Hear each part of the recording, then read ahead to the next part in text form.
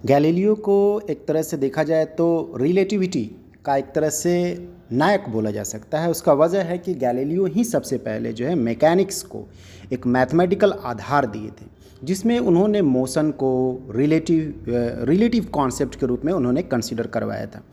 Rest को भी एक रिलेटिव कॉन्सेप्ट के रूप में कंसीडर करवाया था। कहने का मतलब ये है कि मोशन और रेस्ट का जो हम लोग के पास आइडिया रहते हैं वो एब्सोल्यूट नहीं होते हैं, वो एक रिलेटिव होते हैं। वो किसी वस्तु के सापेक्ष होते हैं, हमारे सापेक्ष हो सकते हैं, किसी फ्रेम के सापेक्ष हो सकते हैं, ऐसा रहता है। उसके बाद आप रिलेटिविटी को आप एक तरह से समझ सकते हैं जो उनके द्वारा जो दिया गया था, जो कि सभी इनर्शियल फ्रेम में सेम होल्ड किया करते हैं। और इस बात को जो है आइंस्टीन के द्वारा कंसिडर भी किया गया था। लेकिन जो प्रॉब्लम है लाइट के साथ, उधर जो गैलीलियो के द्वारा दिया गया था वो एक क्लासिकल बॉडी या क्लासिकल स्पीड के लिए लागू होता है, लेकिन लाइट के साथ एक बड़ा प्रॉब्लम क्रिएट होता है। जैसे एग्जांपल के रूप में अभी आप जो फिगर में आप देख रहे हैं, एक तरह से मान लेते हैं कोई ट्रेन चल रहा है और उसका स्पीड आप दो तरह से डिफाइन कर सकते हैं। ट्रेन का अपना एक वेलोसिटी हो सकता है और रिलेटिव टू ट्रैक उसका एक वेलोसिटी हो सकता है, और जो ट्रेन के अंदर जो पर्सन है उसको एक अलग वेलोसिटी महसूस हो सकता है। तो कहने का मतलब ये है कि एक तरह से आप देखिए तो उसमें जो वेलोसिटी रहता है वो आप ऐड कर सकते हैं उसको, जो ठीक है, जो पर्सन अंदर में था और जो बाहर ट्रैक के रिस्पेक्ट में था, दोनों वेलोसिटी को ऐड कर सकते हैं। अब जो है एक तरह से इलेक्ट्रोमैग्नेटिज्म जो दिया गया था, फैराडे के द्वारा जो लॉ दिया गया था इलेक्ट्रोमैग्नेटिज्म का, उसमें आप इक्वेशन इस तरह का देख सकते हैं कि double derivative of electric field with respect to distance जो रहता है 1/c² के रूप में। तो वो जो c जो टर्म था एक तरह से, जो इसको आप 1/√μ0 दे सकते हैं। क्या वो किसी चीज़ों पर निर्भर करता है, इस बारे में जानकारी आप एक तरह से सर्च करते हैं। तो देखिए, मान लेते हैं कि कोई ट्रेन में जो है लाइट पल्स चल रहा है, उसका स्पीड c है, और रिलेटिव टू ट्रैक मान लेते हैं कि जो ट्रेन का जो स्पीड है वो z है।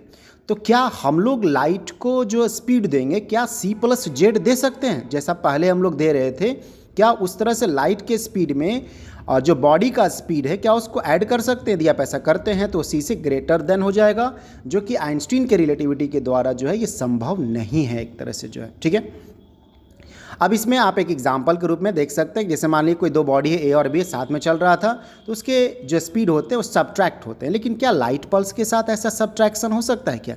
लाइट मान लीजिए, सपोज कर लीजिए किसी ए बॉडी के रिस्पेक्ट में जिसका खुद स्पीड 200,000 किलोमीटर पर सेकेंड है और लाइट का स्पीड जो है 300,000 किलोमीटर पर सेकेंड है, क्या तो उसको माइनस कर सकते हैं आप? माइनस करके क्या 100,000 किलोमीटर पर सेकेंड दे सकते हैं? नहीं, अभी भी लाइट जो है 300,000 किलोमीटर पर सेकेंड ही एक तरह से रीड करेगा। ये आश्चर्यजनक जो बातें है, ये एक तरह से देखिए तो आइंस्टीन को जो है स्पेशल थ्योरी ऑफ रिलेटिविटी को और ले जाने के लिए इंस्पायर करता है एक तरह से, जो है ठीक है।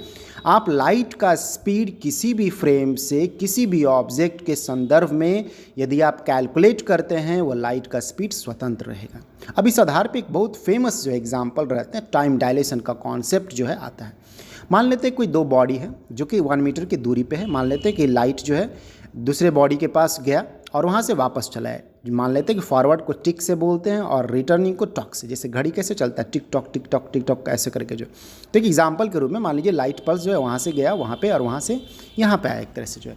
तो टाइम को आप जब कंसिडर करिएगा तो टाइम को आप किस तरह से कंसिडर करिएगा? आप टाइम को कंसिडर करिएगा तो लाइट के साथ काम कर रहे हैं, तो लाइट का स्पीड मान लेते हैं कि c है। तो टाइम जो आप लीजिएगा वो डिस्टेंस और बटा स्पीड। तो डिस्टेंस कितना कवर किया लाइट जो है, 1 metre plus 1 metre 2 metre, 2/c कर सकते हैं। लेकिन ये रिजल्ट आपको जो लाइएगा वो प्रैक्टिकली रूप से मैच नहीं करेगा जो लाइट के साथ जब ऐसा करते हैं। तो टाइम डायलेशन का एक कॉन्सेप्ट को समझिए। मान लीजिए जो टिक है एक तरह से, जो इस तरह से लाइट गया और वापस स्टॉक के पास गया, जो कि वो फ्रेम मूव कर रहा था, सपोज कर लीजिए मूविंग फ्रेम में है, ठीक है। तो इस तरह से गया, तो मान लेते हैं कि जो लीनियर डायरेक्शन में है उसको आप वीटी, लीनियर डायरेक्शन मतलब जो ऑब्जेक्ट चल रहा था वो वीटी के रूप में चल रहा था, जो लीनियर डायरेक्शन में एक्स डायरेक्शन में, और लाइट जो चल रहा था उसका स्पीड ct के रूप से आप दे सकते हैं। उसका डिस्टेंस जो है, ठीक है, डिस्टेंस दीजिएगा स्पीड के रूप में, तो ct के रूप में दीजिएगा, टिक का भी और टॉक का भी। जबकि इन दोनों के बीच का जो लीनियर जो वर्टिकल डिस्टेंस है 1 मीटर है एक तरह से, जो ठीक है।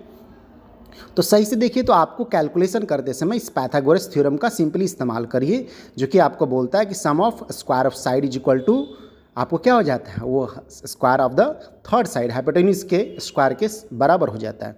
तो आप इसके हिसाब से देखिएगा तो v² t² + 1² equal to c² t² देना चाहिए था आपको, जो ठीक है। तो इस हिसाब से आप देखिए तो टाइम को जो 2t के रूप में दीजिएगा तो 2 बटा आप इसको इस तरह से दीजिएगा √c² माइनस v² के रूप में।